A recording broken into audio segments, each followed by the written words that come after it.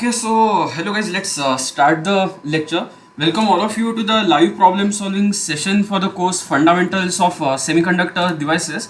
So this is a first problem solving session for the course, and I'm your PMRF TA Soham Lakhote.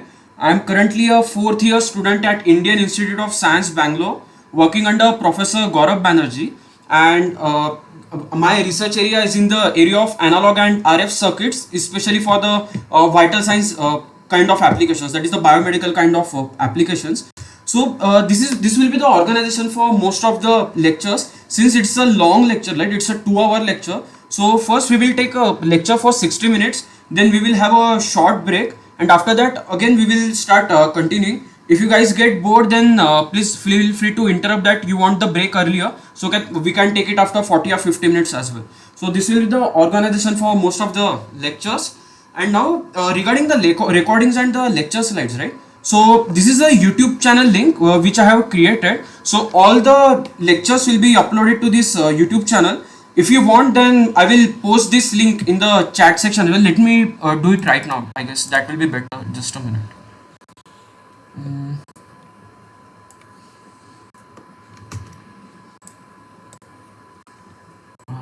Yeah.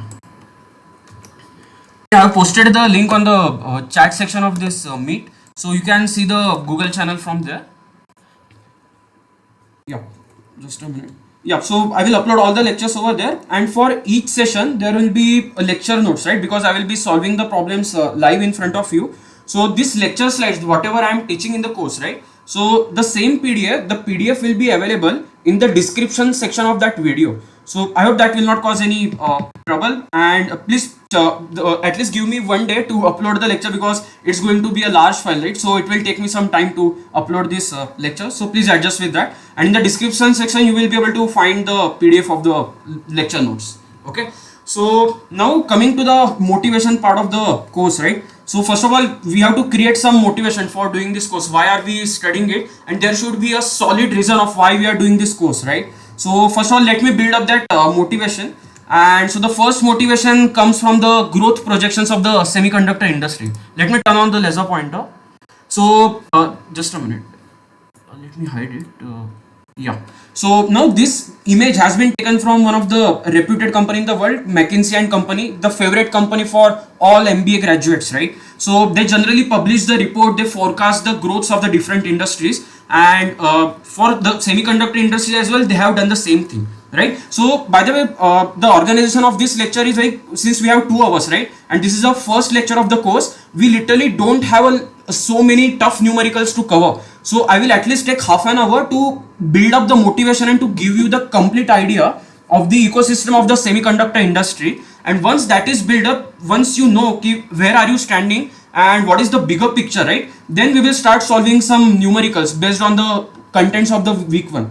So I hope that won't be any problem. So let's begin with the motivation part, right? So currently, like when at the year 2021, so the entire global semiconductor market was standing at $590 billion, right? And just to give you an idea, $1 billion is around, you can consider as 1 billion means how much? 100 crores, right? So if you just multiply 100 crore with 80, it will cost around 8,000 crores, right? So just multiply this number with 8,000 crores. So now it is forecasted that by 2030, your semiconductor industry will become a $1 trillion market, right? And what are the different verticals, that is what are the different subsections within the semiconductor industry that are actually driving this part? So you can see all of them have been mentioned over here. That is a wired communication, then your consumer electronics, then the electronics that are used in the industry, then next is the automotive electronics. Can anybody please tell me why there are so many semiconductors required in the automotive electronics? Like initially this was not the problem, but right now you can see it is growing with the 20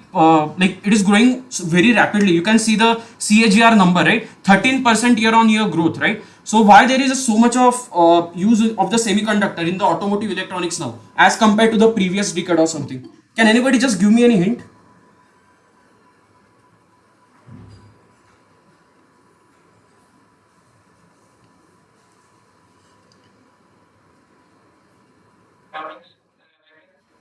Sorry? Yeah, why the electronics are so much used in the cars right now compared to the previous case, I mean, what is driving this growth of this automotive electronics? I mean, the semiconductor market for the automotive electronics is growing very rapidly. So, what is the reason? Can you just give me some hint?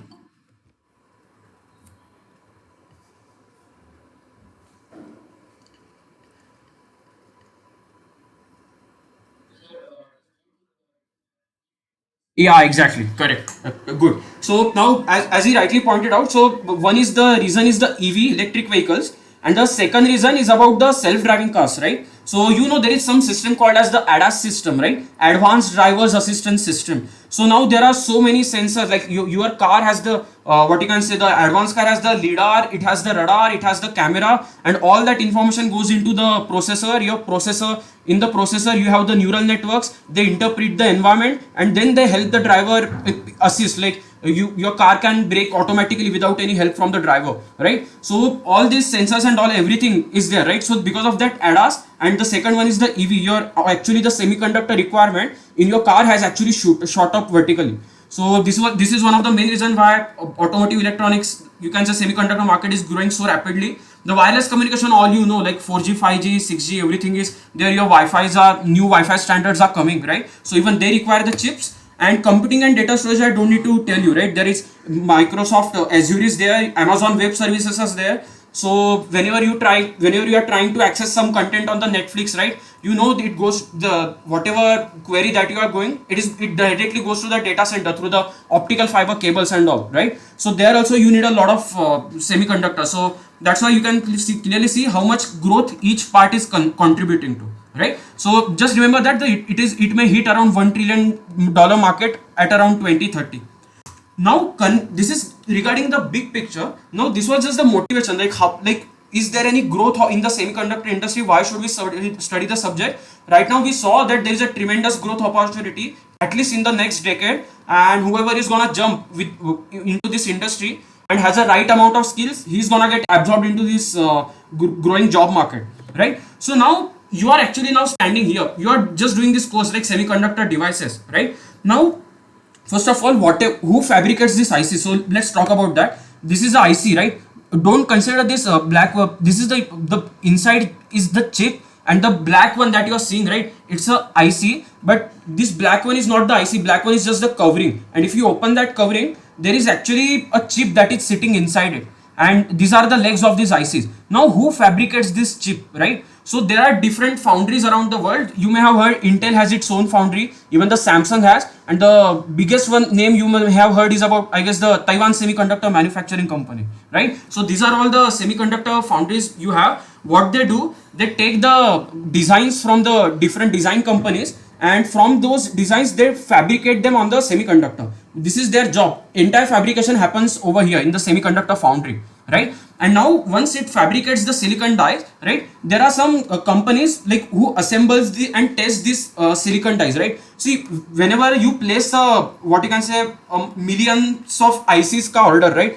If you are giving 10 lakh ICs order, then first of all this foundry has to test it whether all the connections are proper, whether that chip which I have fabricated it is working or not, right? So there are assembly, testing and packaging companies are there. So now, so this TSMC or other companies, they generally hand over the assembly testing part to different companies. So these guys do the packaging, and once you have designed this IC, right, inside there is a chip and you have covered it, right, so that it doesn't get damaged, right? And once you have designed this IC, once it is fabricated, now you put this IC on your PCB board. For example, you must have opened your laptop or computer, right? So there may be there is a motherboard, and on top of that motherboard you may have seen many of these black colored ICs, right? So this is how these ICs are made.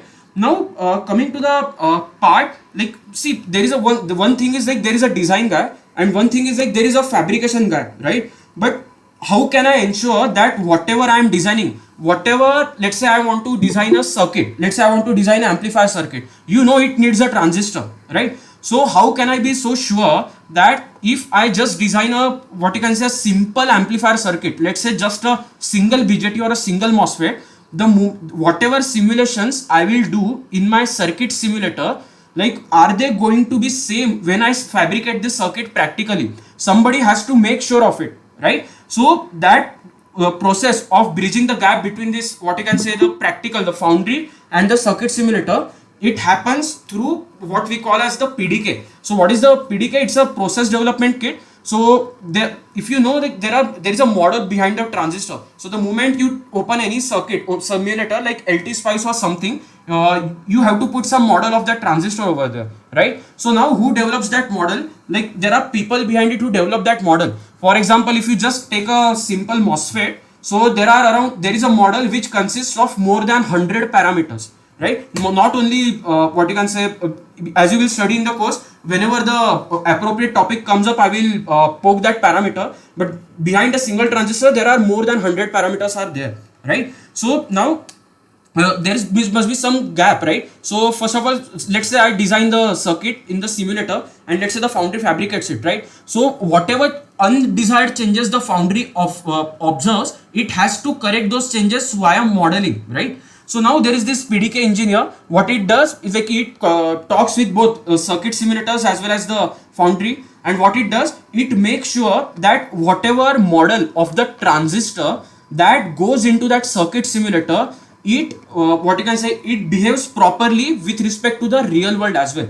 I mean, whatever simulations I am doing, it will closely match with whatever the foundry will be fabricating. So as you can guess, of what you can say, there are multiple foundries, right? So each foundry will have their different PDKs. So for example, if you look, there is a TSMC is there is a UMC there is a GPDK is also there. So global foundries are also there. So each of these foundries will have different models. It does not matter whether I am operating at 3 nanometer technology, 5 nanometer technology, or 7 nanometer technology.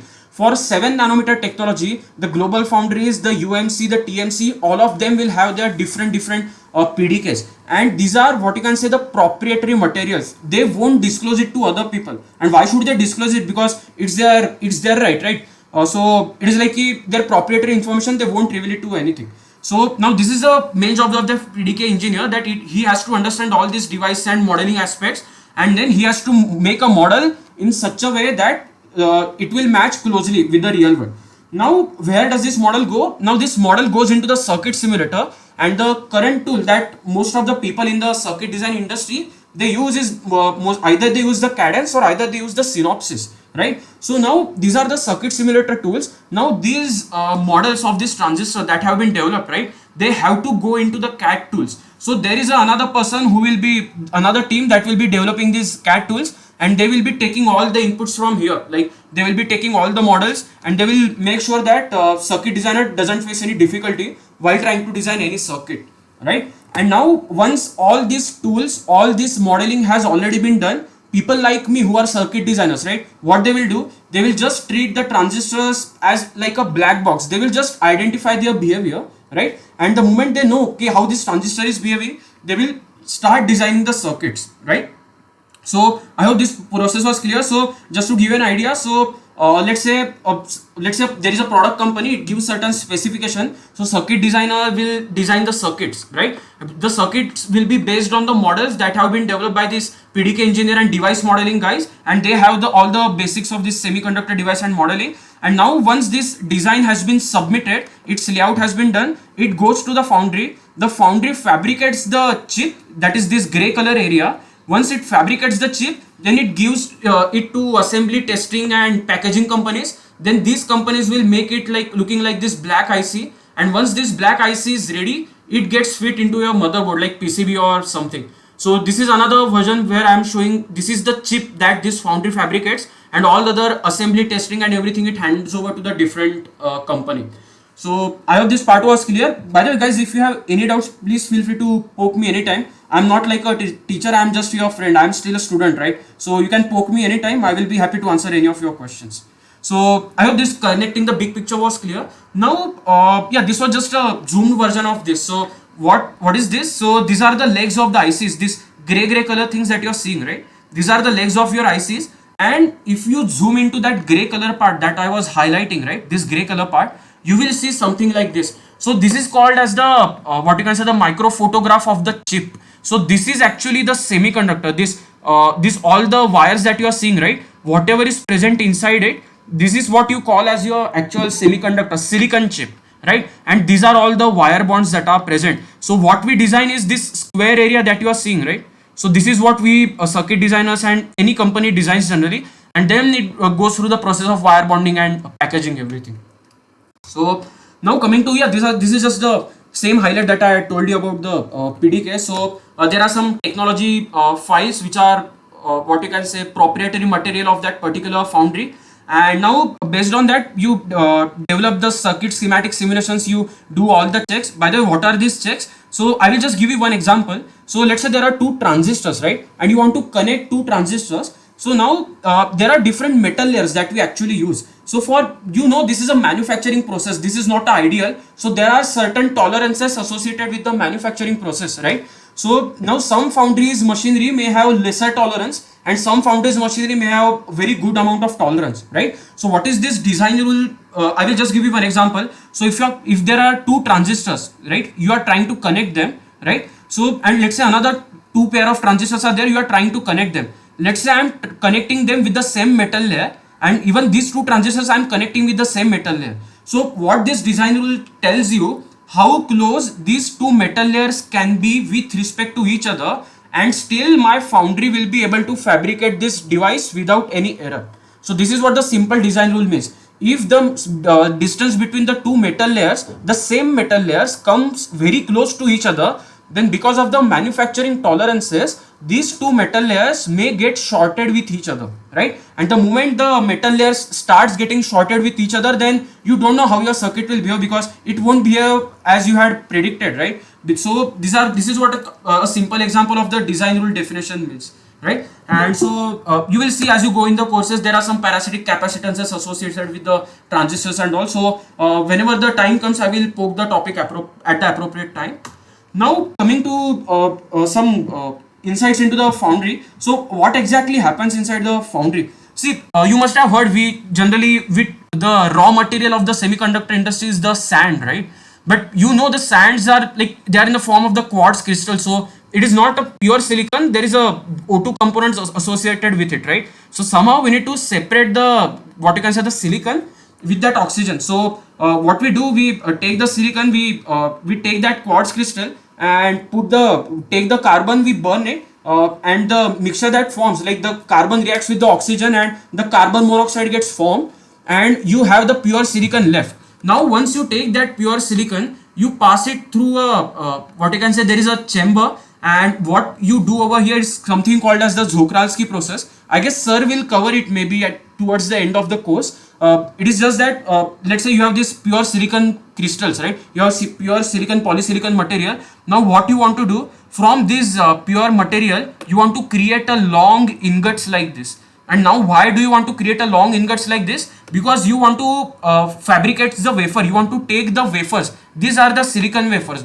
You may have seen the images of them on the Google, right? So these wafers are necessary to fabricate, on which your multiples of chips will get fabricated at the same time, right? So you need these ingots, and these ingots from this polysilicon, what you can say, the nuggets, are formed by the process called as the Czochralski process, right? And once you have these ingots, you dice them, right? You dice them just like these wafers, you start cutting them, dicing them, and you get multiple such wafers, right? And once the foundry has this wafer, right, once you have this wafer, then you can start taking the designs of the customer, and then you can start making the circuits on this wafer, right? And so this is how you can see, this was a pure silicon wafer, and this is how the a silicon wafer fabricated with microelectronic circuits look like.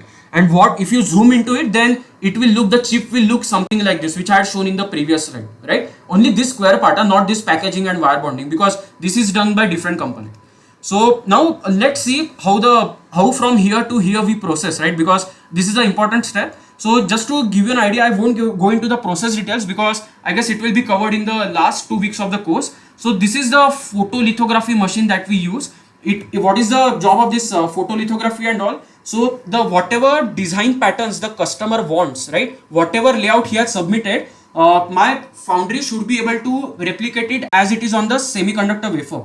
So now this is the photolithography machine that we use, and this is the extreme ultraviolet photolithography machine that is made by the company called ASML in the Netherlands, right? And now why I brought you this, I just wanted to tell you how complex this machine is and how costly this is. Can you guys please guess the cost of this machine? It will be a fun experiment.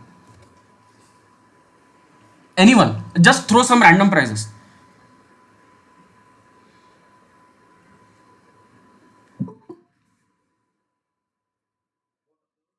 Billions of dollars. Yeah, he's very close. The first guess itself came very close. Sorry, other person was saying something. Can you repeat?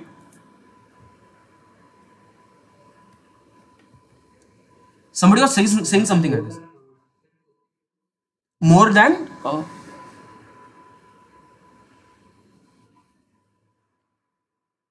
Can you repeat the number?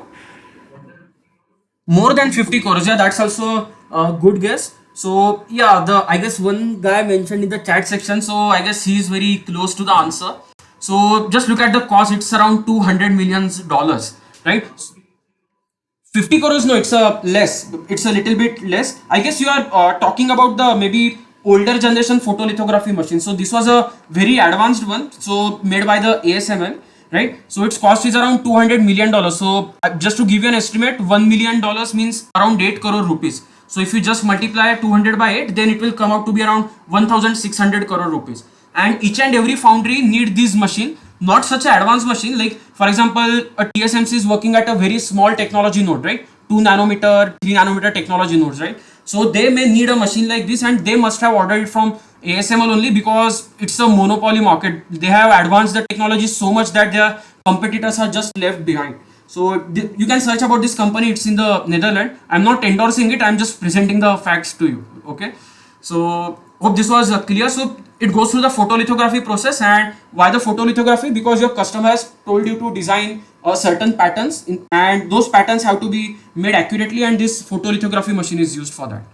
So now, just coming to the different jobs that are created by this industry. So as I already told you, there is this device modeling engineer is there. So we will be jumping between the CAD tool and the foundry, right? Again, there is this PDK development engineer is there. So again, he's the one who helps bridging the gap between the practical transistor and that one you simulated, right? Then the next one is your analog circuit designer. Then the next is the digital circuit designer. You must have heard about the digital design team, right? Who makes the microprocessors and all. So this comes under the digital design process.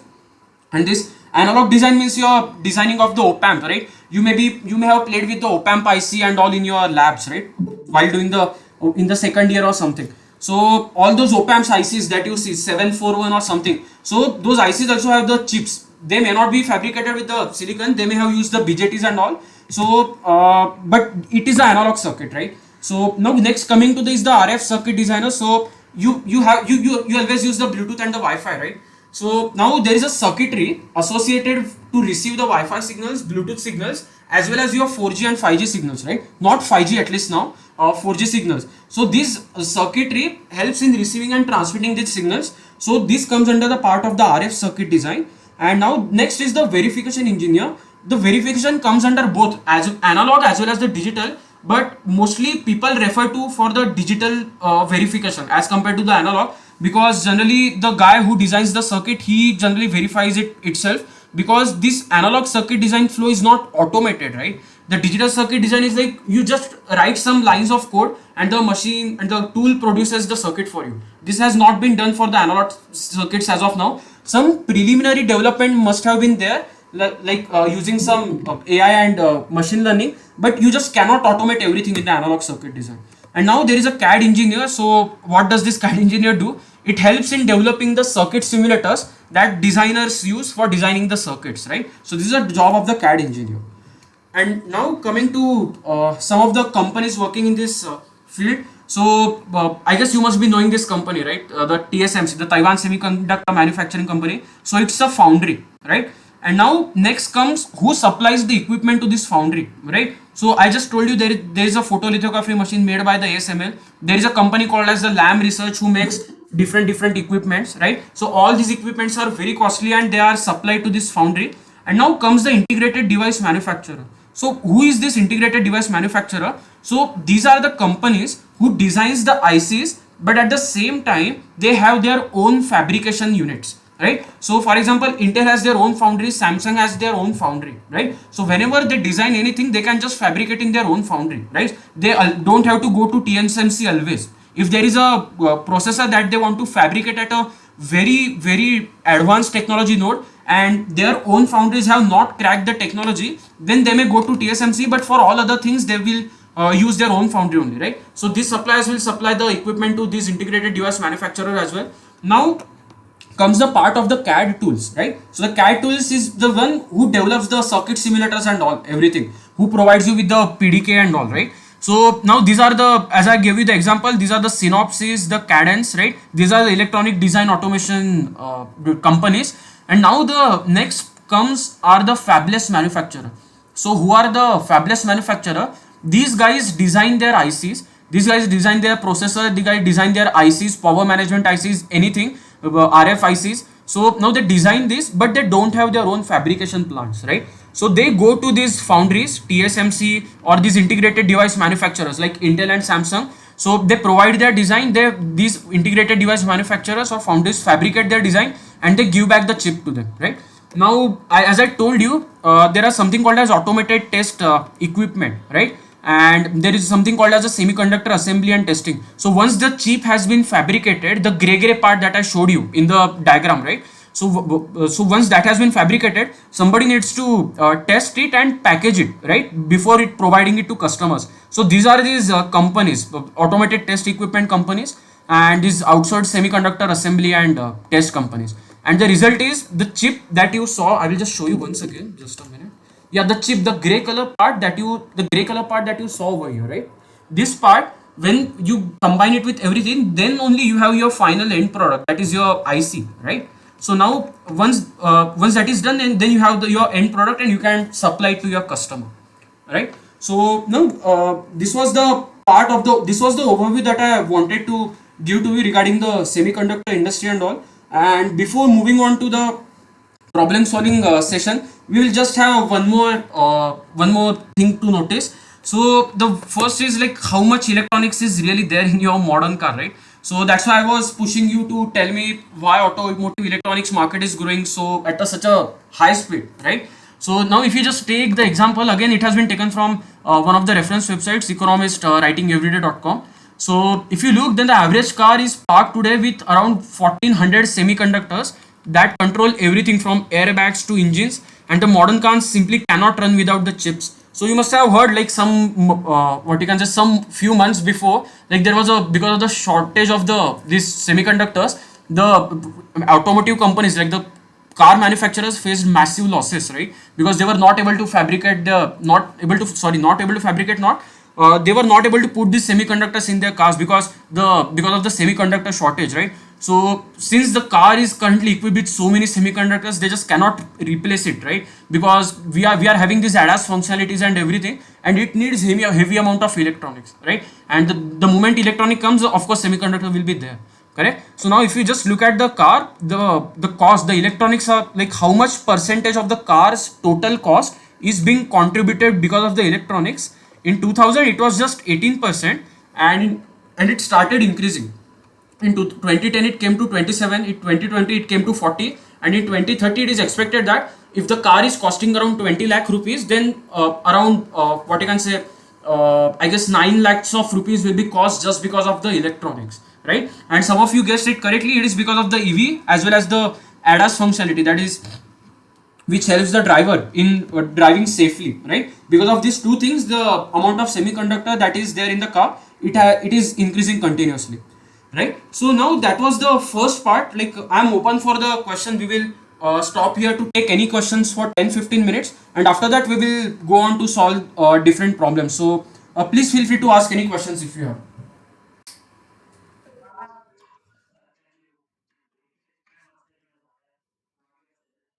uh, okay, briefly explain, this was just the overview of the semiconductor industry. Can you just tell me which part was not clear? I will explain you.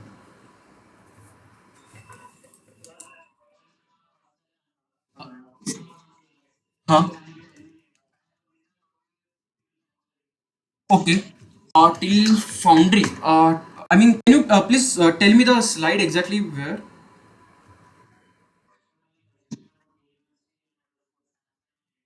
हाँ correct. हाँ. Okay, cool. So I guess you are talking about this slide you attended. The before one you didn't attend. This is what you are talking, right?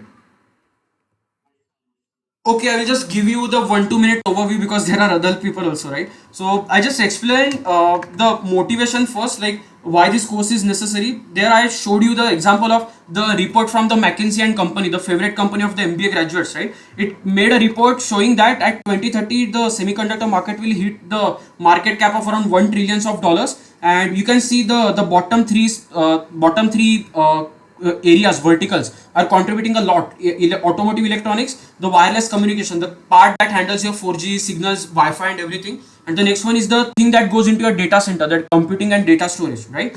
And now after that I have told you, like this is a complete ecosystem. The foundry fabricates the chips, right? But it just fabricates the chip. This black IC that you are seeing, right, the job of testing it and packaging it is it goes it to different companies. And now once the IC is ready, then you put it on your motherboard or some PCB, right? And now I explained you the role of the PDK engineer and the device modeling engineer.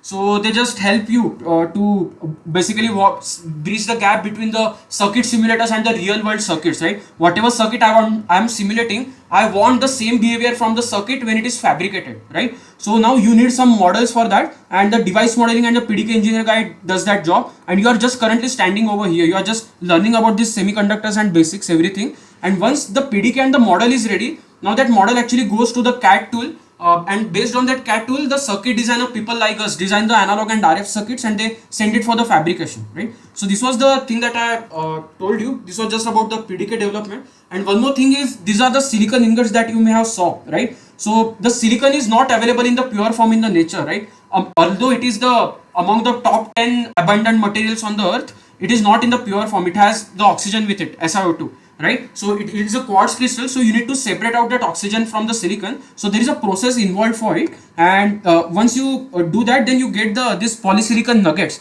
And using the Czochralski process, you get these silicon ingots, you slice them, and once you have the wafers ready with you, then the design that has been submitted by the customer, you use that design to fabricate, to make the circuits on top of this wafer, right? And another thing that I told you was about the photolithography machine. So the process of getting from this wafer to this microelectronic circuit, right, it involves a process called as the photolithography. And I just told you about the company ASML. Like, this machine is costing around the $200 million, that is around 1600 crore rupees. And it's a very complex process. There will be some aspect of photolithography that will be covered in this course. So whenever the time comes, I will poke the topic again at the appropriate time. And these are just the different jobs that are created by the semiconductor industry. So this was all the stuff that I had taught. So I hope it was clear. Yeah, somebody was saying something. Yeah.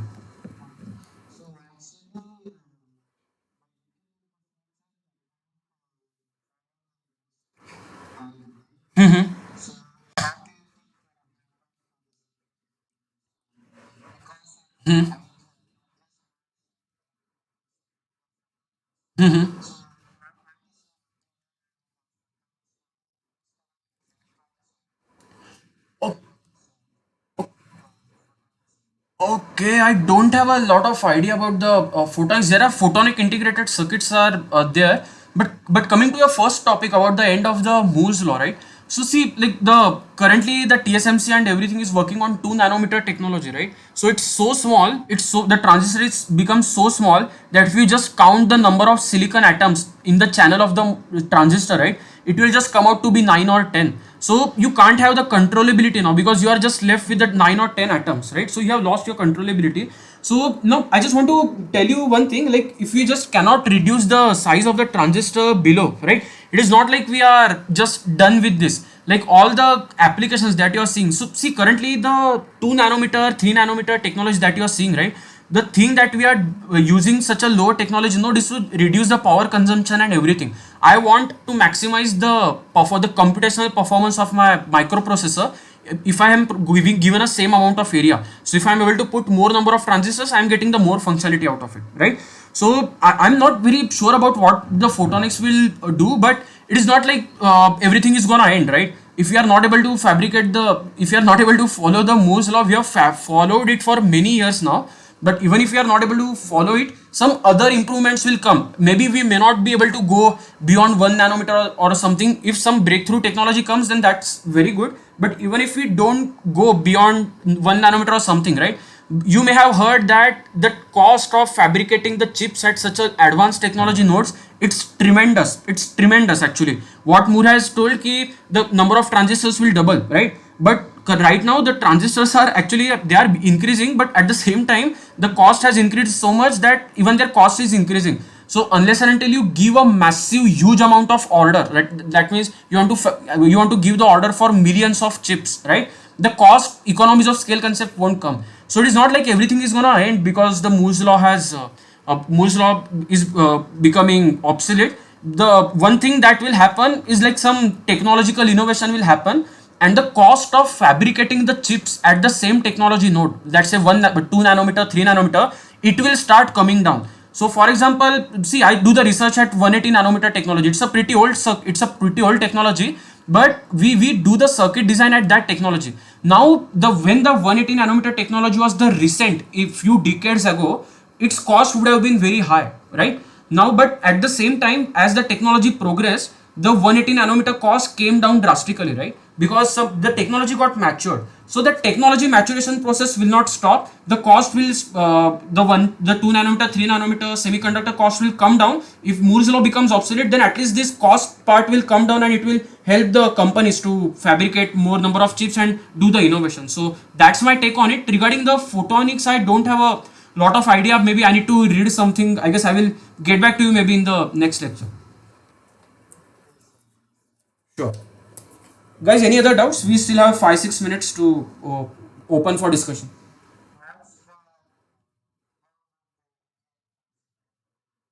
How how about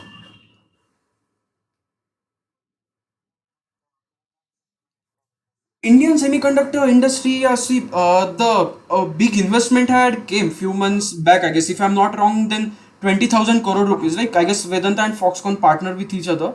So it is just the starting phase now. So if I just tell you about the technology node they are working on, it's I guess around. I guess it's a 28 nanometers. 28 nanometers or 65 nanometers. I'm not very sure, but it's a old technology node.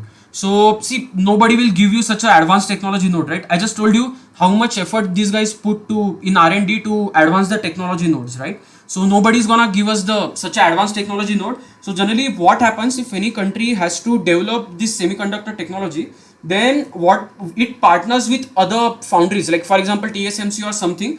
Now they sign a deal, and what happens? The TSMC guys or some other companies where with which the country has partnered with, so they will train the country where you want to fabricate, where you want to start the foundry on the older technology node. So I give you the example of 180 nanometers, right, where we design the circuits. So it is like this 180 nanometer, 65 nanometer, these are pretty old technologies. So the companies who are willing to train this new entrant, right, so they won't feel threatened because this training has been given on the older technology. If they start giving the training on the newer technology, then they are just creating a competition for it themselves, right? So now the path will be little bit long. The at least the growth aspect has started. Like you can clearly see from the startup culture and the investments that are coming, the India is on a very good track. I just want everything goes on smoothly. Some, of course, some downturns will come up, but if we are able to absorb them, and then I guess we will move ahead quickly. And regarding I just can't predict where we will be after a decade or something, but at least I'm pretty sure that at least in a decade or something we will have our own foundry where we can fabricate the circuits which are at older technology nodes. And once that technology node gets matured, then we will start moving towards the lower and lower. But if you ask me about moving to 2 nanometer, 3 nanometer, I can't comment on that because I'm not able to see that future, at least right now. Yeah, sure. Questions from any other people? Yeah, good evening. Yeah. Hey, your voice is breaking a lot, man.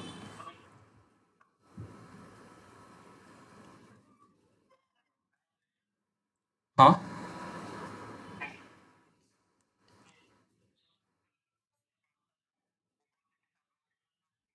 Huh? Okay, so you're asking if gallium arsenide's performance is superior compared to silicon, then why we still use the silicon? This is why you're is this the thing that you're asking?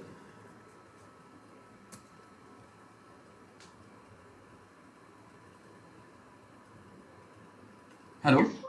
Okay. See, I just told you, right? The silicon is one of the top 10 most abundant element on the earth. So the silicon technology has progressed so much that we generally call the silicon as the commodity. So the commodities means anything, like the commodities, like your oil is the commodity, your wheat that you eat in your food, right? It's a commodity. So we call the silicon as the commodity, right? So there are so many advances that have happened in the silicon. Like first of all, it's a abundant. It is not the rare thing. It's a abundant. Then the thing that comes next is the process of fabricating the circuits in the silicon is very cheap, because a very well research has happened on these technologies. If you compare it to the gallium arsenide, right, the fabrication process is complicated as compared to the silicon, and foundry needs more expensive equipment to fabricate the gallium arsenide circuitry.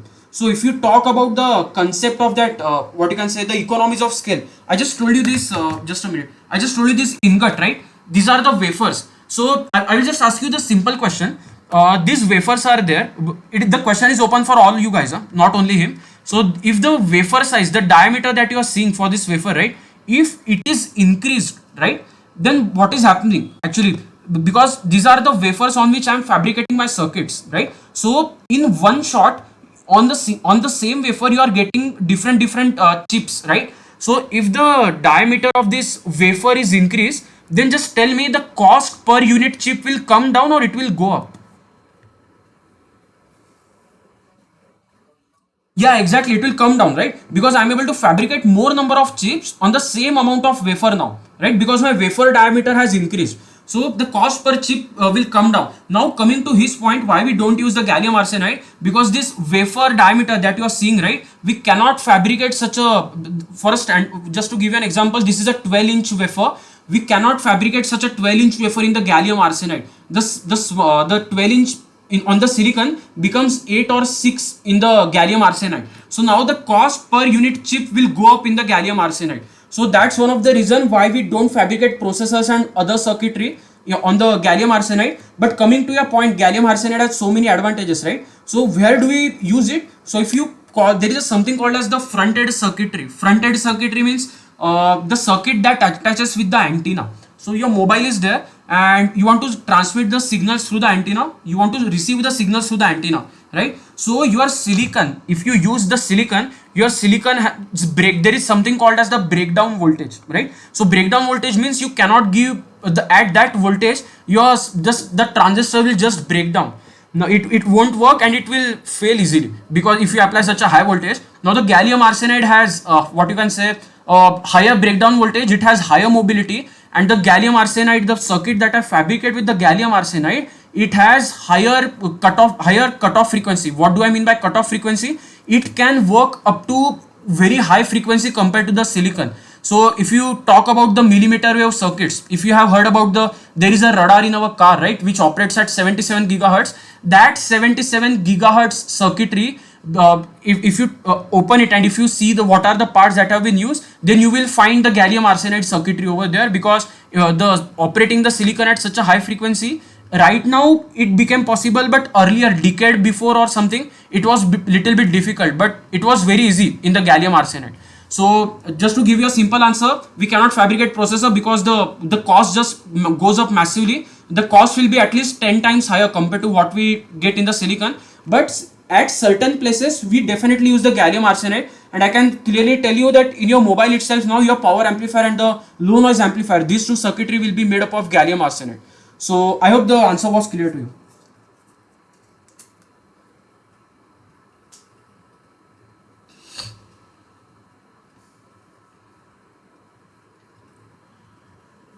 Okay, any other question, guys?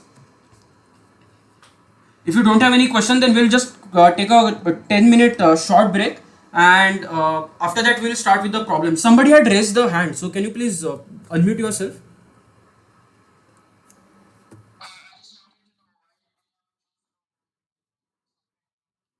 Oh, okay. I guess I will answer this question at the end, because this may not be of interest to the other people, right? So if you wait till the end, like the lecture ends, then I will just stop the recording and I will answer the question with for 5 6 minutes. I guess that will be better.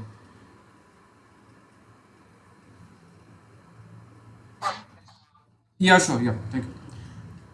Guys, we will take a short break. So please be back at after 10 minutes. We will start at 7 p.m. sharp. Okay. Yeah. Thank you.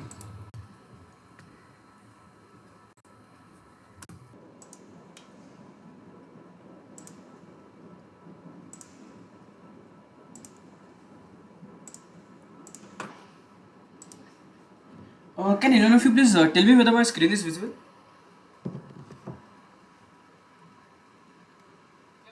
Okay, okay, great. Okay, so let's start the session. So for first few questions, I will just take help from you guys because these are very easy questions. So can anyone of you tell me the answer for this question? The silicon and germanium are what? Direct band gap, indirect band gap? Are they metals, insulators, or semi-metals? In, correct, exactly. And how did you know that these are indirect band gap? What did you look at?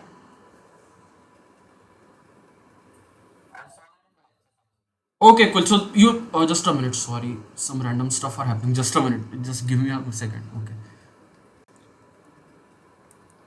Sorry, really sorry. Just a minute. Okay. Okay, great. So these are indirect band gap semiconductors, right? So how did you saw? So you know there is a concept called as the EK diagram, right?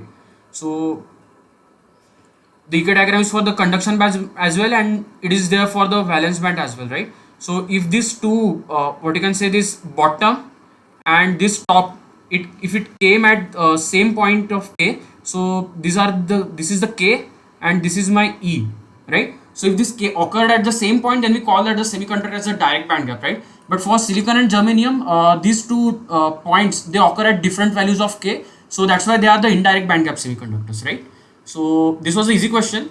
Now this is again a very easy question. Can anybody tell me the answer for this?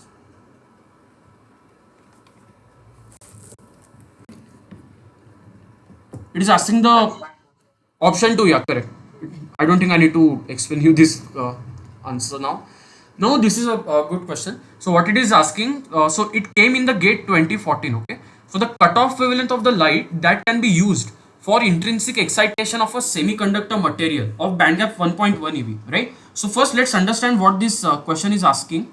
So you have the conduction band and you have the valence band, right? And now this band gap has been given to us as 1.1 eV, right? 1.1 electron volts. Now we are shining some light on this semiconductor, right? And what is happening? These electrons which are present at this valence band, right? Because of the excitation, they will start jumping onto the conduction band, right? Some of them will go into the conduction band. Now they are asking us for the cutoff wavelength. So see, this is the energy of the light, right? This is the energy of the photons that I am incidenting, right? And this is what this is. Just a minute.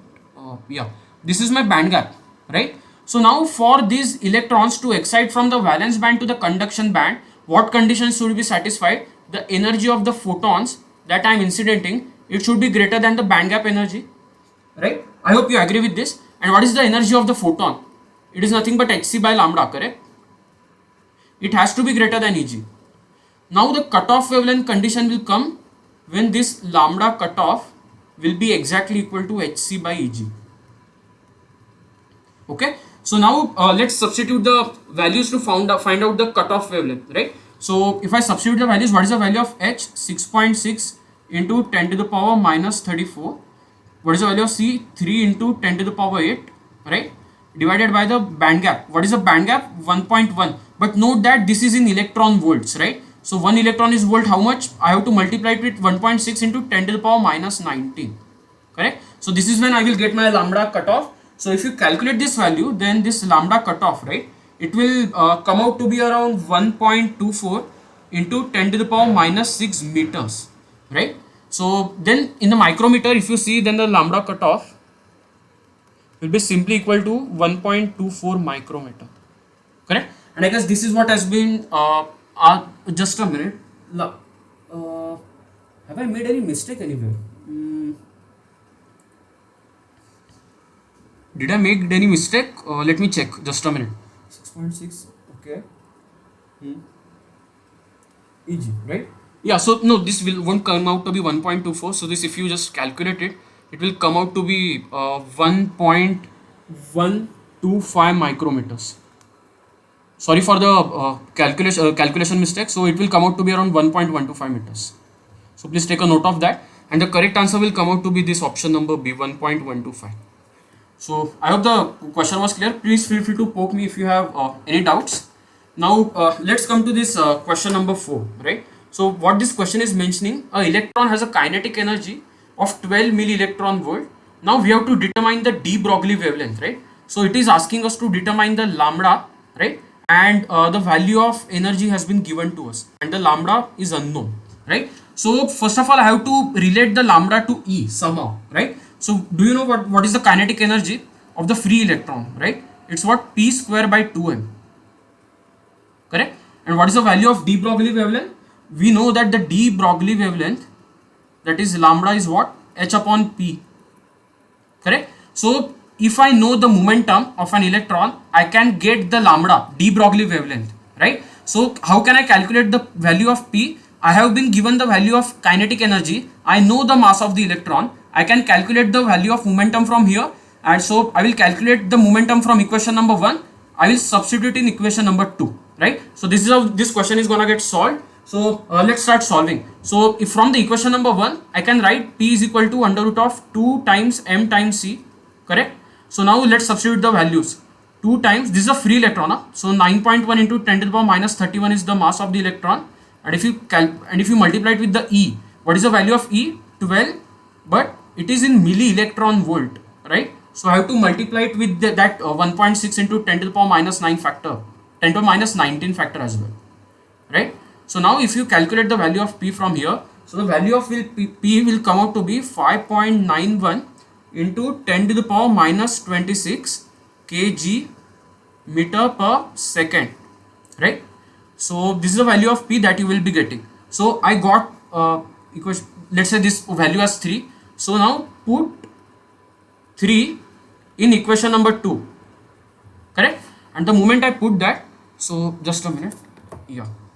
So the moment I put that, then the lambda, that is de Broglie wavelength, will come out to be, that is 6.6 into 10 to the power minus 34, right? Divided by this value of P, 5.91 into 10 to the power minus 26, correct? So if you calculate the value of lambda from here, then your de Broglie wavelength, right, it will come out to be around 1.6 Armstrong. So what is the 1 Armstrong? 1 Armstrong is nothing but your 10 to the power minus 10 meters, right? So we have solved the first part, right? So I guess now let's look at the question number B over here. A particle with the mass 2.2 into 10 to the minus 31 kg has a de Broglie wavelength of 112 Armstrong. So it is almost close to what we have calculated over here, right? Now determine the momentum and the kinetic energy of the particle, right? So first let's see what determines the momentum, right? So this is a de Broglie equation from equation number 2, right? Now it is, what is the lambda is nothing but h upon p. Now what does it tell you? If my lambda is not changing, since this h is constant, my momentum won't also change, right? This will remain constant. So for particle 2, I will move to the next slide, I guess. Okay, I have to insert the slide, just a minute. Okay. So I guess I will copy from somewhere. Just a minute. Yeah, I guess this will do the job. Okay. Yeah, right. So we were talking about the momentum and the kinetic energy of the second particle, right? So what did I tell you? Your lambda is what? Again, some weird stuff started happening. Just a minute. Yeah. What is lambda? It is nothing but h upon p, right? And what is the value of the de Broglie wavelength given for the particle? It was around 112 Armstrong, correct? But this is the same answer that we got from the previous question, right? Our lambda also came out to be around 1.6, so it's approximately same. So what does this equation tell you? If my lambda is not changing, then why should my momentum change, right? Because the h is constant for both the particles and it's the same value, right? So the value of, so let me write it as part number B, correct? So the value of P will come out to be same as the previous question. So what was the value that we got? 5.91 into 10 to the power minus 26 kg meter per second, right? So now once we got the value of P, how can I calculate the kinetic energy? You know this relation, right? E is equal to P square by 2m. Just substitute it, that's it. So now if you just substitute it, so let me substitute 5.9 into 10 power minus 26 the whole square, right, divided by 2 times what is the mass of the particle that has been given, 2.2 into 10 to the power minus 31, 2.2 into 10 to the power minus 31, right? So if you just calculate this value, then it will come out to be 49.8 milli electron volt. But the thing is, this value came in the joules, right? So now how to convert the joules to electron volt? So you have to what you have to do exactly? So you have to divide it by 1.6 into 10 to the power minus 90. So the moment you do this joule to electron volt conversion, you will get this answer in the milli electron volt. So I hope this question was clear. We will come to this principle at the end because I have some important numericals to cover. So we will first jump to the EK diagrams. So now just to revise the EK diagrams once again. So you know this is the EK diagram for a free particle, that is a free electron, right? So E is given by what? P square by 2m.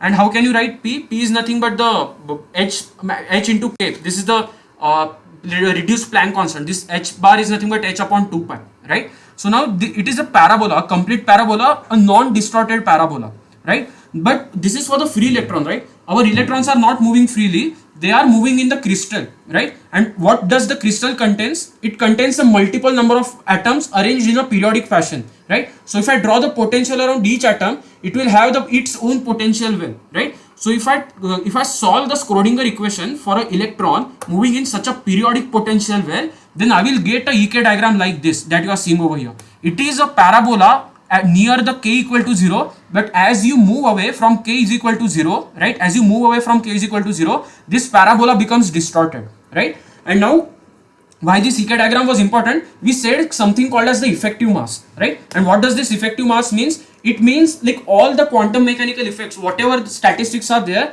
whatever quantum mechanical effects are there. So if I just replace the mass of the electron, right, mass of the electron, if I just replace with the effective mass, right, all my classical mechanical equations and everything will be valid. So this is why we use this EK diagram to calculate the effective mass. And what did we say? How to calculate the effective mass from this box that you are seeing over here. So effective mass will be nothing but if I do h square upon d square e by dk square. That is the curvature of this graph that you are seeing over here, the double derivative. Once I calculate this value, then I get the effective mass of the electron, and the moment I substitute it with the original mass of electron, I don't have to take care of the Schrodinger's equation any further, right? So that's what we have studied till now, right? So now based on this, let's solve some questions. So again, these are some easy questions. I will need help from you guys. So what has been given in this curve? Again, all the reference examples that I am taking, right, I'm mentioning the reference over here. So most of the reference example have been taken from the Professor Donald Neumann's books. Okay, so you can refer to that book. Now, what does the question mention? Two possible conduction bands are shown in the E versus K diagram given in the adjacent figure, right? State which band will result in the heavier electron effective mass and state why, right? So, can you guys please help me just on the what revision we had done? Can you guys please help me in determining which curve will have heavier electron mass, and not the answer but how to proceed to approach the question? Any hints will be okay.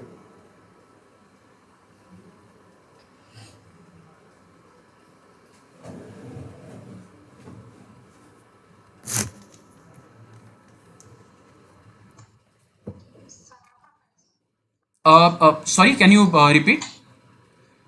Outer band. Yeah, yeah. Can you? Yeah, that's a correct answer. Can you please tell me how did you approach the question?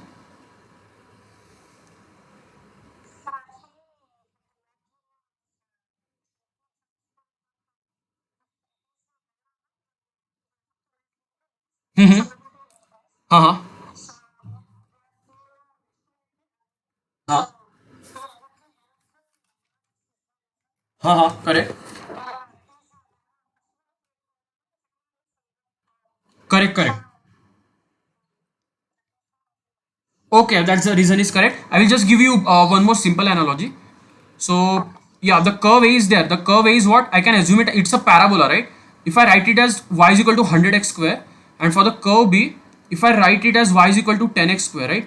Y is nothing but my E is equal to 100 times k square, and E is equal to here 10 times k square, right? So for the same value of k, if I just draw a vertical line over here, so for the same value of k, the curve A is having more energy, right? So that means what? The slope must, the value of this constant must be higher for this A curve, right? So this is the first curve, curve A, and this is the second curve, curve B. Now if I just take the double derivatives of two curve, like double derivatives of 1 and 2, right?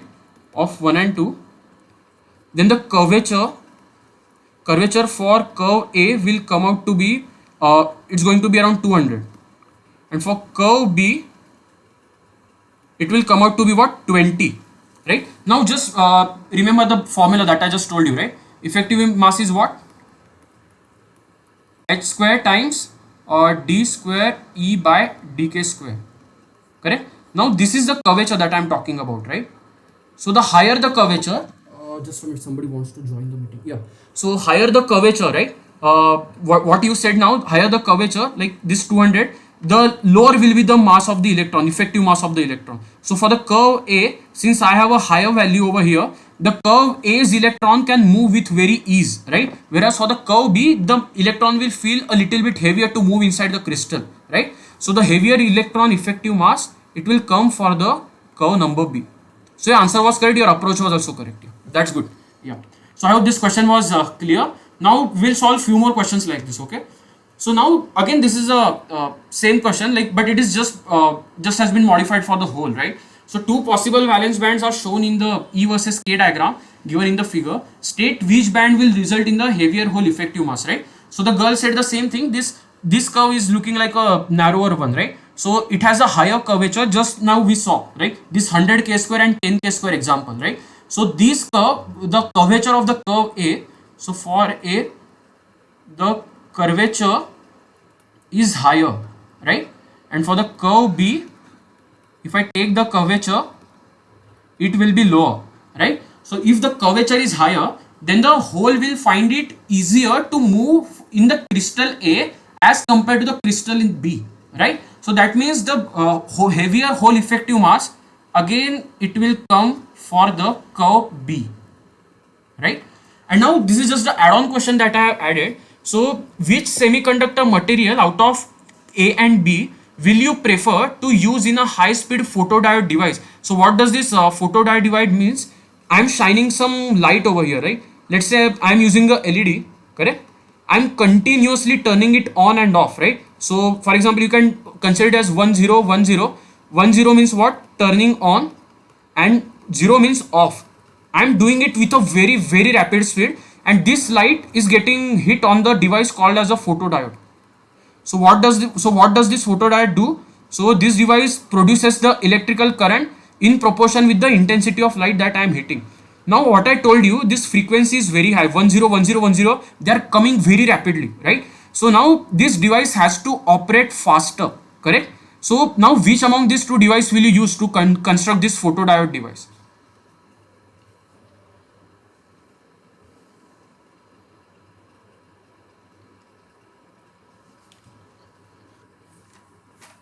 Semiconductor A, exactly. So can you just tell me the reason for the same?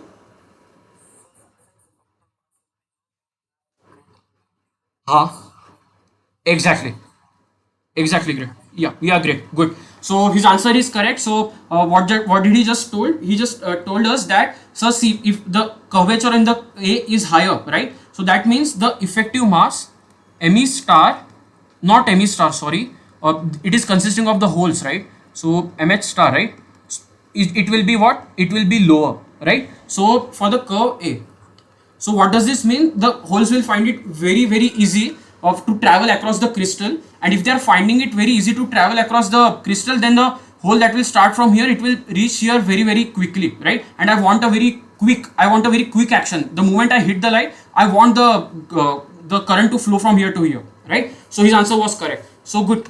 So we have solved the question. Now it's a very good question. Just a minute. Yeah. So now it is asking us, the EK diagram again has been shown to us. Now the first question is very easy. It is asking us to find the sign of the effective mass. Now what does this mean? First of all, this is for the whole, this is for the electron, right? Because we have the conduction band over here. The valence band, if it was a valence band, it would have looked something like this. But since it's the electron, we have a something curvature like this, right? So it's for the electron. And what is it given by? H square divided by what? D square E by dk square, right? So sign of the effective mass. Now to get the sign of the effective mass, see this term is constant, right? It has no meaning, right? It is a constant. And now the sign of this thing matters a lot, correct? So what does this mean? The sign of the effective mass. So if the d square E by dk square is positive, right? So if I just approximate it, it is just like a parabola near the k is equal to 0, right? So now if my parabola is like this, and I just showed you the example of E is equal to 100k square, right? When I just showed you this example, what did we get? D square E by dk square was around how much? 200. So its sign came out to be positive. The moment its sign came out to be positive, the effective mass sign also came out to be positive, right? It came out to be positive. Now in the future lectures, in some of the lectures, I will show you a question where this mass will be negative. So just remember me in the next or next to next lecture. If I forgot to tell you, there is a very beautiful example given in the Donald Niemann where this mass of the electrons comes out to be in the negative. So I will show it in the next few lectures, I guess. So now this was a very easy question. Now comes the tricky question. So the question is the direction of the velocity for a particle at each of the 4 positions. So what they are asking, they have marked 4 positions over here: A, B, C and D. Now what they are asking, just tell us the direction of the velocity for a particle. Now we have to be a little bit careful. So what I will do, what approximation I will do over here for this solving this question, they are not asking us the magnitude, right? I mean not magnitude, sorry, they are not asking us the value. They are just asking us to tell the direction, right? So for just telling the direction, I can assume that the equation of the free parabola, not distorted parabola, so it will be something like this. And it is valid near the k is equal to 0, but at the end also I am not caring about the magnitude, I am not caring about the value, I just want to know the direction, right? It's a distorted parabola, but it is still a, what you can say, the parabola also only, right? So now I have this equation. Somehow what I have to do, I have to bring the velocity in terms of either dE by dk or d square E by dk or E. Somehow I need to bring it like that. Only then I can tell you what is the direction of velocity, right? So somehow I need to modify this equation that you are, just a minute, where am I? Yeah, so somehow I need to modify this equation, right? So now what I'm, just look at carefully how I'm bringing the velocity term over here, right? So now if I just took a derivative of this term, right, with respect to k, then d by dk will come out to be what? H square. This 2 derivative, after taking a derivative, this 2 will come up and this 2 and 2 will get cancelled, right? So h square divided by m times k, right? Now how am I writing it? H will be there, h again, k by m, right? Now what I'm going to do over here, so what is this h times k, right? So let's look at this. Let me write it as equation number A, maybe. Yeah. So what is this h times k? H is nothing but h divided by 2 pi, right? This was a reduced Planck constant, and the k is nothing but 2 pi by lambda, correct? If I just cancel 2 pi, it will come out to be what? H by lambda, and which is nothing but the p, momentum, correct? Somebody needs to join, okay? Yeah. So what I am going to do? Just a minute. Where is my cursor? Yeah. Okay. So this p that you just a minute. What is happening here? Sorry for the trouble, guys. I'm using this device for the first time. Yeah. So this p is there, right? This p. I am going to substitute it in the equation number A over here, right? So we will move on to the next page. So the dE by dk, right? What I had written, it's h times divided by m, and it was hk, right? And I told you we will replace this with the p, right? We will replace this with the p. So what it will become? H by m times p. And what is p? P is nothing but m times v, correct? Because it's the momentum. So if I just cancel m and m, so I'm just left with this equation. So what did I get? Just a minute. Yeah, dE by dk is equal to what? H times the velocity that I wanted, correct? So if I just rearrange the equation, I can write velocity as 1 by h reduced Planck constant into dE by dk, correct? Don't try to calculate the magnitude from here, because I just told you, right, this is just valid for actually near this equation region, because this is a region where the distorted parabola approximate as the original parabola. If you move away from here, then it is a distortion one, so we have not taken that effect into the account. Now what we have to do, to get the direction of the velocity, we have to find the dE by dk at each and every point. Now can you guys please tell me, at point number A, if I take the derivative, right, what will be its sign? It will be negative or it will be positive? Just a calculus concept. Negative, exactly. So I will write it as negative. Good. If I take it at point B, then negative. Good. If I take it at point C, positive, right? Good. And if I take it at point D, positive. Great. Great, we have solved the question, right? So I hope this concept was clear. The only trick here was to get the velocity somehow in this equation, right? And we played a few tricks over here to get the velocity. And once we got the velocity in terms of d by dk or e, then we came to know that it is just the derivative of ek plot, and we have to find the derivative at each and every point, right? So that's how we solve the question. Great. And now again, there is this one more question on the ek diagram, right? So just a minute. Yeah. So what does this question telling us? See, we have the ek curve that has been given to us, and now they are asking us to determine the relative effective mass. So now this is the first time that they have asked us to actually numerically calculate this value. In previous questions we have been just taking using that equation, but here they are literally asking us to calculate this value, right? So now let's start with this equation. See, this is a parabola, right? Let's start with the basic equation. E is equal to mk square. M is what? M is my constant, and my what is my role? My role is to find out this constant so that I can find out the value of m star, right? Because what we have saw, if I just use this and if I just take the d square e by dk square, right, it will be just coming out to be 2 times m. So I just need this value of constant to calculate the curvature, right? But let's see whether this equation holds or not. So now let's try to check the conditions. At k is equal to 0, what is my value of E? See, at k is equal to 0, my E is not 0, actually it is EC. But if I substitute that k is equal to 0, my E is becoming 0 over here. So this equation is wrong. I need to add one constant over here, right? So what I will add? I will add EC over here. Now this is my equation of parabola, right? So at k is equal to 0, E is equal to EC, correct? Now this equation is satisfying the condition, right? Now what I will do, where do I know the value? At this point and at this point, right? So now I will use this point to find out the value of this constant, right? So now at k is equal to pi by a, just a minute, yeah, at k is equal to pi by a, my E is what? EC plus 0.32 EV, that has been given to me, right? So now let's substitute this in equation number 1, right? Put in equation number 1, k is equal to pi by a, right? So now E is equal to what? M times pi square by a square plus EC, correct? And now this has been already been given a, and this is what I found, right?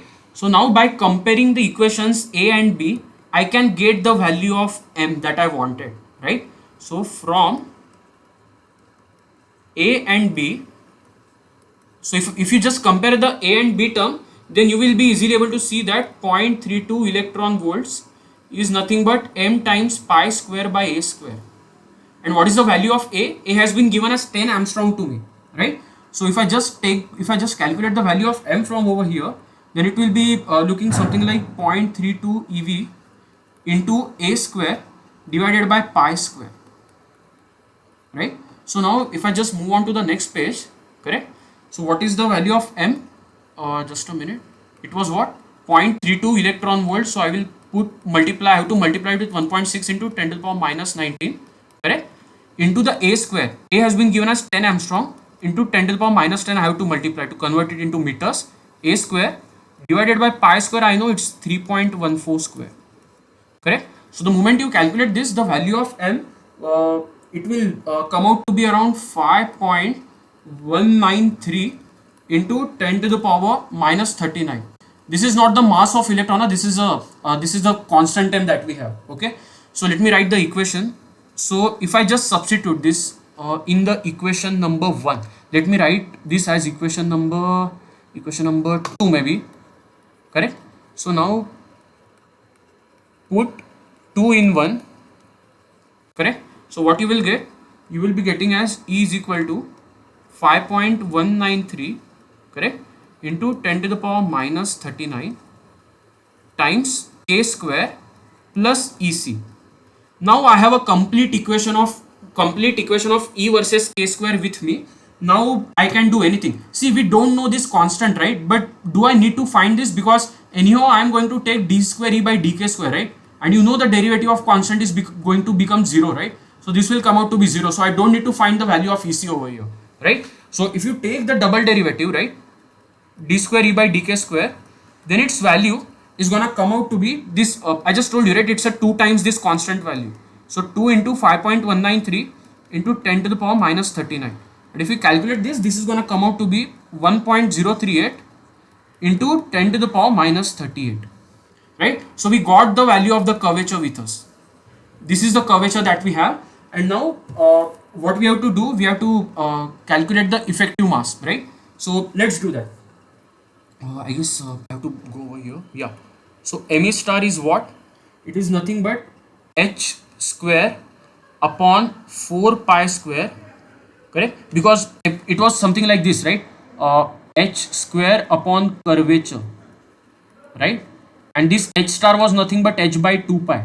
So that is what I am substituting over here into my curvature value, right? It is 1.038 into 10 to the power minus 38, right?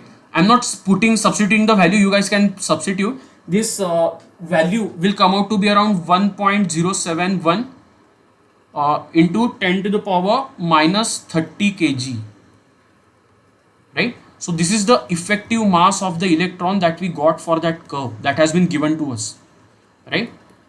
And now they asked us something else. They asked us ME star divided by M naught, right? So let's calculate it. Let me just make some space over here. Yeah. So ME star by M naught, right? So if I just calculate ME star by M naught, what it will be? 1.071 into 10 to the power minus 30 divided by, what is the mass of the electron? 9.1 into 10 to the power minus 31 kgs, right? So if you just calculate this ratio, it will come out to be around 1.176. So what does this mean?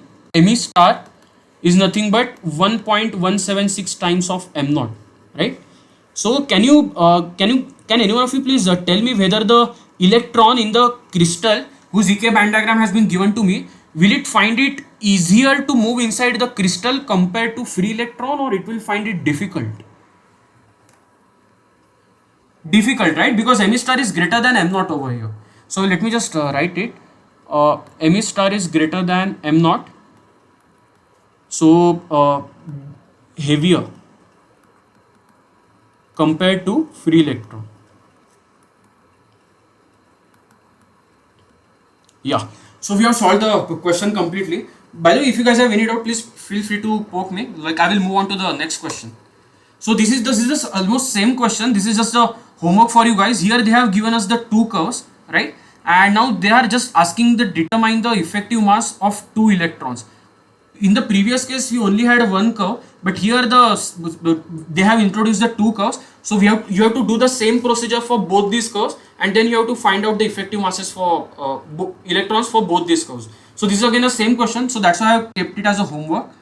Now coming to the concept of the Fermi energy level, right? So what we had seen so far is we know that there is something called as a Fermi energy level. And what is this Fermi energy? It is nothing but, in the simplest definition, the energy below which all states are filled completely, right? and at exactly T is equal to 0 temperature. So if you look at this blue curve, just a minute, yeah, this blue line, if you look, right, so it's just a pulse, right? So below that there is a 100% probability to get filled for all energy states, and above that there is a 0 probability. But as you move temperature, right, so this probability starts decreasing, and the probability that you will find the energy states above EF, it starts increasing. And what do we say? It is just nothing but statistical construct, and it you can express this probability, right, as this by this equation 1 upon 1 plus exponential of E minus EF by KT. And what does this tell you? It tells you the probability that electron is occupying the energy state E, right? So this is what this equation tells us, right? And this is nothing but the Fermi Dirac, it's a probability function, right? It's not a simple function, it's a probability distribution function, it's a PDF, right? Now once this recap has been done, now let's solve few questions over here. Just a minute, let me see how many questions I have. Okay, good. So now what they are asking, calculate the probability that an energy state above EF is occupied by an electron. So they have given the temperature as 300 Kelvin. Determine the probability that an energy level 3 kT above Fermi level. So E is what? EF plus 3 kT, right? So at that energy level, that energy level is occupied by an electron, and we have saw that the probability that any particular energy level is occupied by an electron is given by that Fermi Dirac distribution, right? 1 plus exponential of E minus EF by KT. Now, what is the value of E minus EF? We already know it's nothing but 3 kT, right? So let me put it like this: 1 upon 1 plus exponential 3 kT by KT. So this KT will get cancelled, and only exponential cube will remain. And if you calculate the value of this exponential cube, I guess it will come out to be something closer to 20 point, let me check, it will come out to be 20.09. So now if you calculate it, 1 upon 1 plus 20.09, then this value will come out to be 0.047, and if you call it as a percentage terms, then it will be around 4.74%. So what it is telling, if I move 3 kT, right, above the Fermi energy level, then the probability of finding the electron is just 4.74%. This is what this question is telling us. It's a pretty low probability, right? Now coming to the next question. So this is the question number 13, and again it has been taken from the exercises of Donald Niemann's book. So they have given us the diagram, and temperature has been given. So the band gap is around 1.12 electron volts. So you can guess it's a silicon, right? Now the E1 minus EF, this level has been given to us at 0.3 electron volts, right? So if this is 0.3, then this must be 0.82 electron volts, right? Correct? Now what they are asking, determine the probability that an energy state at E is equal to E1 is occupied by an electron, and the probability that an energy state at E is equal to E2 is empty. So let me divide this question in two parts. I will call this as the first part, where they are asking us to calculate the probability that E is equal to E1 is occupied, and the probability that E is equal to E2 is empty. I will call it as a second part. Okay, so it's like A.1 is there, A.2 is there. The B part is the homework for you guys, because it is the same. Again, the values have been changed over here, right? So let's try to solve the question. So the first thing they have asked is the probability of occupying the electron at E is equal to E1, right? So first of all, I have to know E1 minus EF. Do I know E1 minus EF? Yes, I know, because they have given in the question itself that it's 0.3 electron volts, right? The moment I know this, I can calculate the probability, right? So f of E is nothing but what? 1 upon 1 plus exponential of this E1 minus EF was in the numerator of the exponential, right? So I will just put it as 0.3 over here into what? 1.6 into 10 to the power minus 19, correct? Because it is in the EV. And now there is a KT over here. So what is a KT? 1.38 into 10 to the power minus 23 into 300, correct? So if you calculate this value, then this value will come out to be around 9.2, just a minute, yeah, 9.2 into 10 to the power minus 6. It's a very, very low probability, right?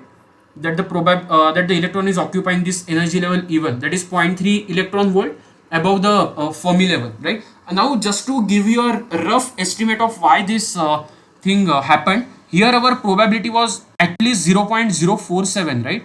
But this level was just 3 kt above my Fermi level, right? So it was like EF plus 3 kt, correct? Now what does this 3 kt means? The kt is nothing but, you can say, 26 milli electron volts at the room temperature, correct? Now 26 into 3, how much it will be?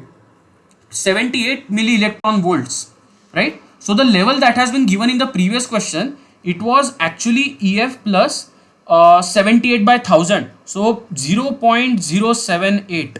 This was the level that has been given to us in the previous question, but in the question that we were solving now, this level was zero point 0.3 electron volts, right? And as you know, as I move away from EF, right, as I move above the EF, the probability gets smaller and smaller and smaller, right? So that's the one way to look at it, why this probability came out to be such a low number, right? Now we have solved for E1, right? This is the nothing but the probability for E is equal to E1, right? Now there is a next part. This was part A.1. Now there was a next part. What was it? The probability that the energy state at E is equal to E2 is empty. Now how do I calculate the state as empty? Can anyone of you help me, like how can I get that the probability that the state is empty from the same expression f of v only?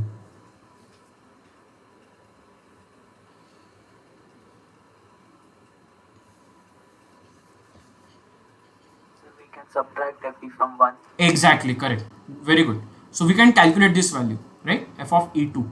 Now again I need one thing. Since it is E2 now, I need to know the difference E2 minus EF, right? Only then I can calculate this f of E, and after that I can calculate 1 minus f of E, right? So do I know E2 minus EF?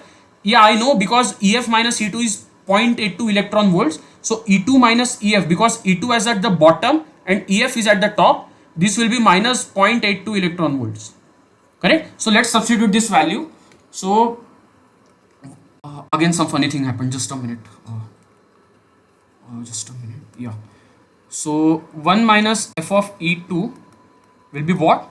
1 minus 1 upon 1 plus exponential, right, minus 0.82 into 1.6 into 10 to the power minus 19 divided by kt, right? 1.38 into 10 to the power minus 23 into 300, correct? So if you calculate this value, right, so the right term that you are seeing, this right term will become extremely small. So just this term, this exponential term that you are seeing, right, so it will come out to be 1.725 into 10 to the power minus 14. This is too low, right? Even if I add this term with just 1, again it is gonna stay at 1. So it will be like 1 minus 1, right? So it will be coming out to be 0. So what does this 0 probability mean, right? So what was the question? That the probability that an energy state E is equal to E2 is empty. So E is equal to E2 is a, what you can say, energy level very far from the EF. It's below the EF, right? It's below the EF, and we have saw in the curve, right, that the probability that energy level E is occupied, and if E is less than EF, this probability approaches the 1. If the probability that the level is occupied by the electron is reaching the 1, then the probability that this energy level will be empty will be what? 1 minus 1, it will be nothing but 0, right? So I hope this question was clear. And again, there is a homework for you guys. You can just repeat this question for this second part. Again, you have to follow the same procedure. Okay. So now I will move on to the next question. And now again, it's a pretty interesting question. So what they are asking us, determine the temperature at which there is a 1% probability that an energy state is empty. So again, the guy who just answered, it is nothing but we have to find 1 minus f of E, right? So now let's look at the details of the question. Assume that the Fermi energy level for a particular material is 6.25 electron volt, right? And that the electron in this material follow the Fermi direct distribution function.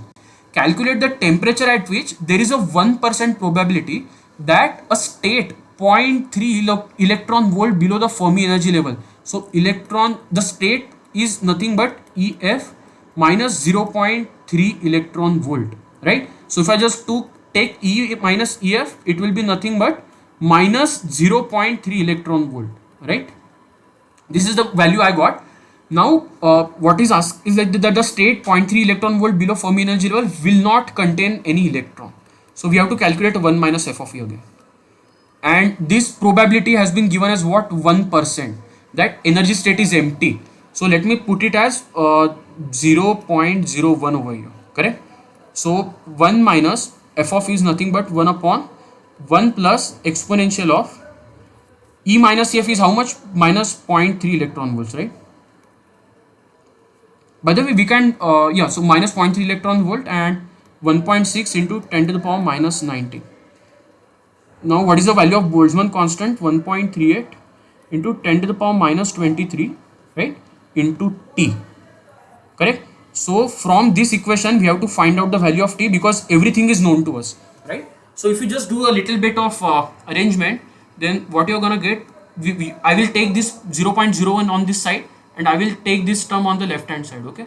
So the 0.99, correct, it will come out to be around 1 upon 1 plus exponential, and if you just solve this value, right, it will come out to be minus of 80,000 divided by 23 times T.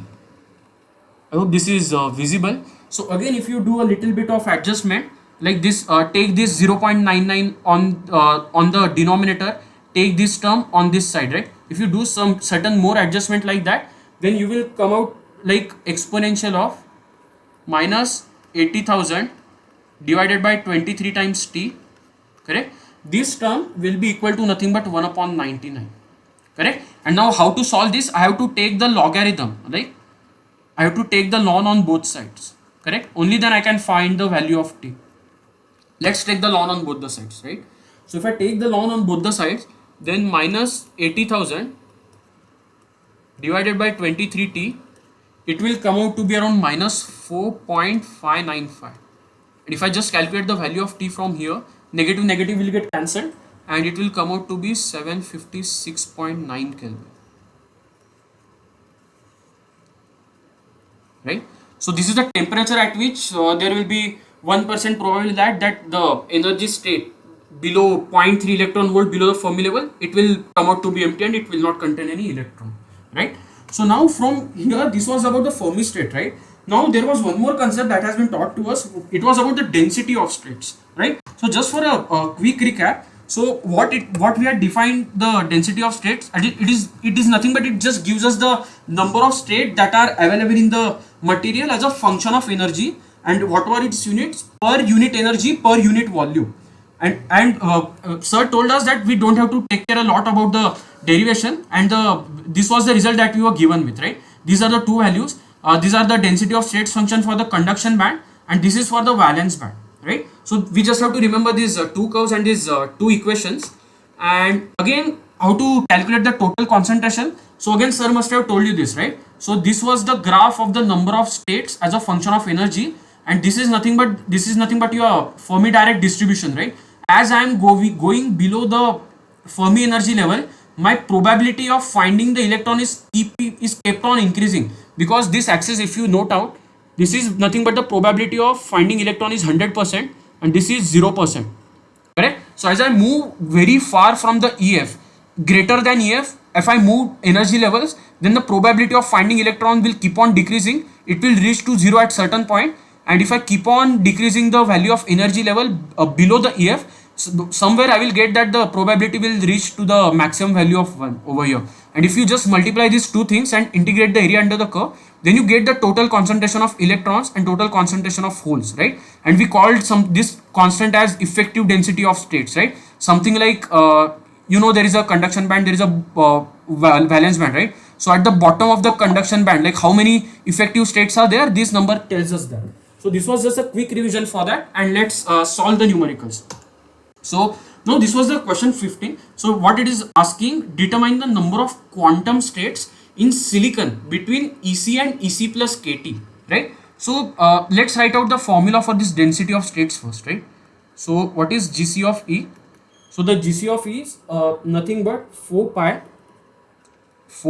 divided by h square, correct? Sorry, h cube into m E star to the power 3 by 2 into root of what? E minus EC, times d. This is the value of density of state function. Now what they are asking, they are actually asking us to calculate the total number of states. They just don't want the density. So what we have to do, we have been given the density, right? And we have been told that we have to calculate the total number of states. See, it is a d over here, right? So there is a d. Now from the density, if I want to calculate the total number, I have to integrate this function, correct? So if I want to find out the total number, then n is nothing but what? Integration of g of e dE. I hope you agree with this, right? Only if I do this, then that per unit energy, like per unit energy, per unit volume, right? I want to remove this per unit energy term. If I want to remove this, then I have to integrate this expression with respect to d, right? So I have to integrate it. Now let's try to integrate it. And what will be the limits of d, by the way? So they have given, we have to find out between the EC and EC plus KT, right? So now let's integrate this equation from EC to EC plus KT. Correct? So now just a little bit of help over here. Like this is what this is looking like, root of x minus a times dx. So what will be its integration? So it is nothing but x minus a times 1 to the power 2. And the moment you try to integrate it like this, it will come out to be what? X minus a times 3 by 2 divided by 3 by 2, right? So we will use this formula over here, correct? So let's integrate this equation and finish this question quickly. So my n after integrating, right? Because I am integrating. So if I just take out all this constant out, so it will be like 4 pi by h cube m star to the power 3 by 2, right? And if I just use this x minus a formula, it will be like e to the minus ec to the power 3 by 2, correct? Divided by 3 by 2. And what are the limits? They are between EC and EC plus KT.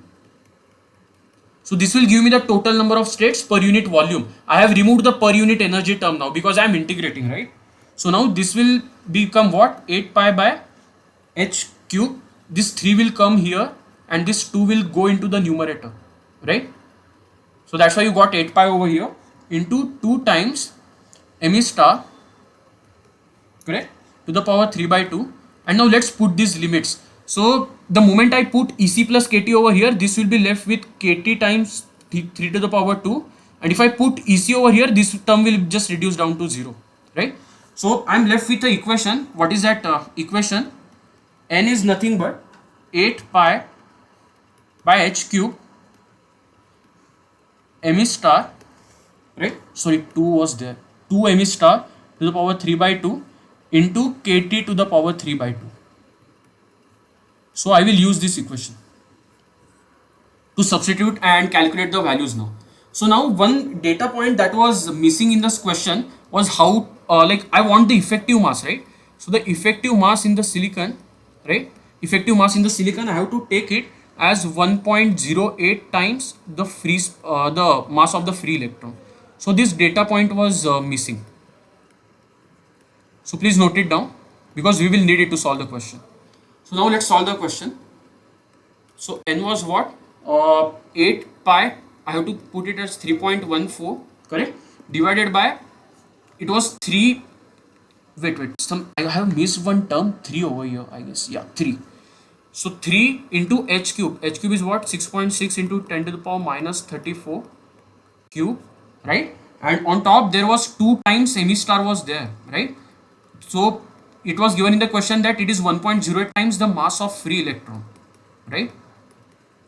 So this was given, and now we had one term inside it, KT times 3 to the power 2, KT times 3 by 2, right? So 1.38 into 10 to the power minus 23 times 300 times power 3 by 2. So if you solve this big equation, then you will be left with value of n to be about 2.12 into 10 to the power 19 centimeter to the power minus 3. There is no per unit energy because we have integrated it, right? And the way to judge this number is to always compare it with the Avogadro number. Don't compare it with any other thing. This Avogadro's number is nothing but 6 into 10 to the power 23, right? So this is how you need to compare.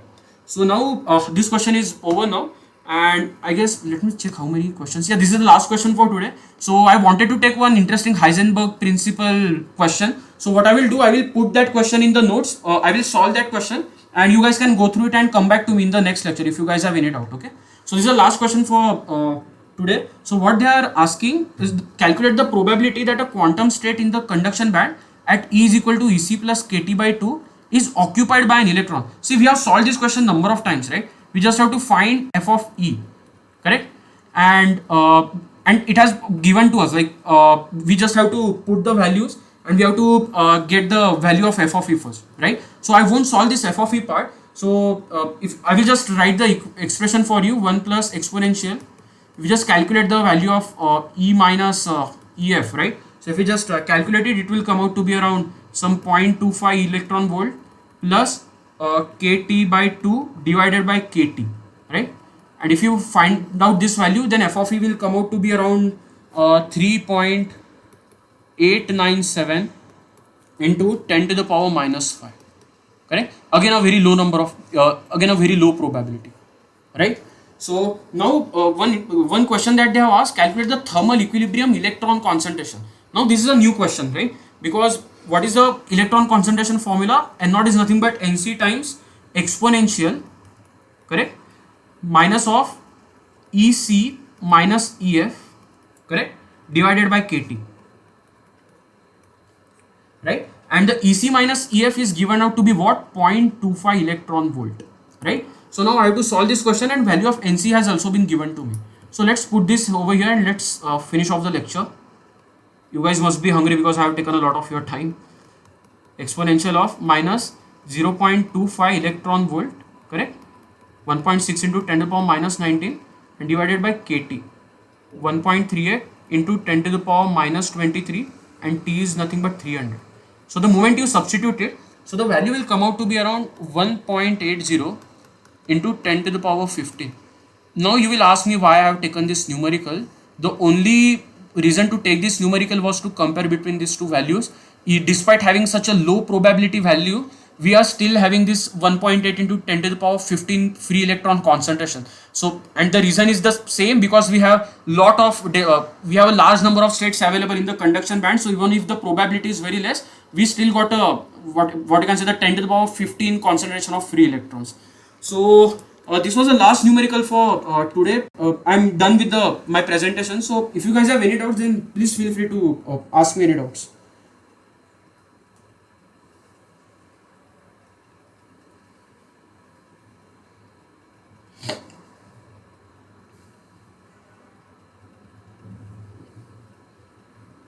Guys, any doubts? Yeah, somebody has raised hand. Can you please unmute yourself?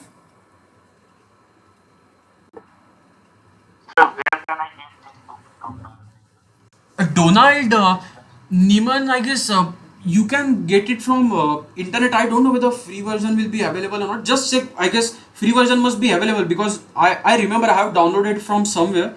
So just you will get it from there, or else I would suggest, if you want to stay in the semiconductor industry or you want to design the circuits, then please have that book with you. It will help you a lot actually in the future.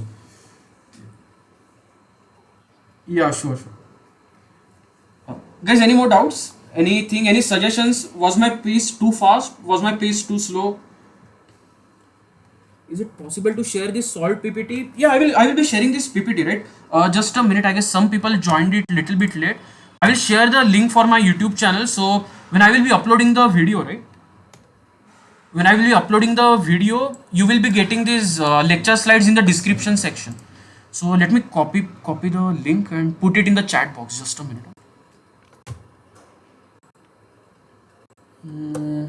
Where is the chat section? Yeah.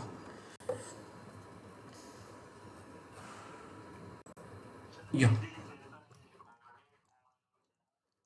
My section is recorded on my system, so I will do some editing if required, and I will upload it on the YouTube channel by tomorrow.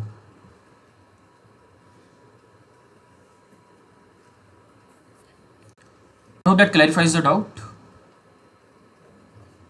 Yes, so I have posted the link on the chat section, so you can see the link. Please go to that link. I will be creating a separate playlist, and I will be uploading all these lectures over there. And in the description section of that video, you will be able to find a link to a Google Drive folder.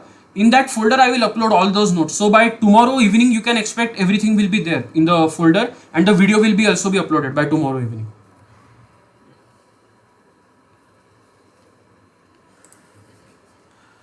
Okay, guys, any more doubts you want to discuss? Anything you want to tell me? Anything, any suggestions, any improvement? You want me to take some hard sums or anything extra? If you guys have any feedback, then please feel free to share so that I can improve you the next lecture.